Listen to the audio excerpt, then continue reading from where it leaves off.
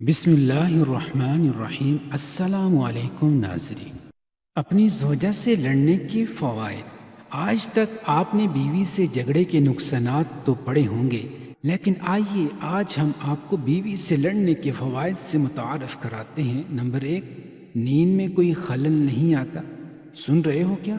Light بند کرو، کمبل ادھر دو، منہ ادھر کرو، وغیرہ وغیرہ۔ نمبر 2، جب تک بیوی سے جھگڑا رہتا ہے اس دوران پیسے نہیں مانگتی۔ نمبر 3، جھگڑے کے دوران بات چیت بند ہو جاتی ہے، جس سے روز روز کی کچ کچ کم ہو جاتی ہے اور شوہر بلا وجہ کشیدگی سے بچا رہتا ہے۔ نمبر 4، جو کام آپ خود کر سکتے ہیں وہ اس لیے نہیں کرتے کہ بیوی کر دیتی ہے۔ لڑائی کے بعد وہ چھوٹے موٹے کام خود اٹھ کر پانی پینا، نہانے کے لیے اپنے کپڑے خود نکالنا، اپنے لیے خود چائے بنانا، خود کر کے شور کام کرنے کا عادی بن جاتا ہے۔ نمبر 5، جھگڑے کے دوران کام کے وقت آپ کو بیوی کی فالتو کالز، جانو کیا کر رہے ہو، دل نہیں لگ رہا ہے، آج موسم کیسا ہے، کھانا کیسا تھا، اس قسم کے فکرے نہیں آتے، جس سے آپ اپنے کام پر بھرپور توجہ مرکوز کر سکتے ہیں۔ نمبر 6، سب سے زیادہ شوہروں کو کام کے بعد جلدی گھر آنے کے لیے گھر سے بار بار فون آتے ہیں، مگر ایک بار جھگڑا ہو جانے کے بعد آپ کچھ دن تک اس فکر سے دور رہ سکتے ہیں۔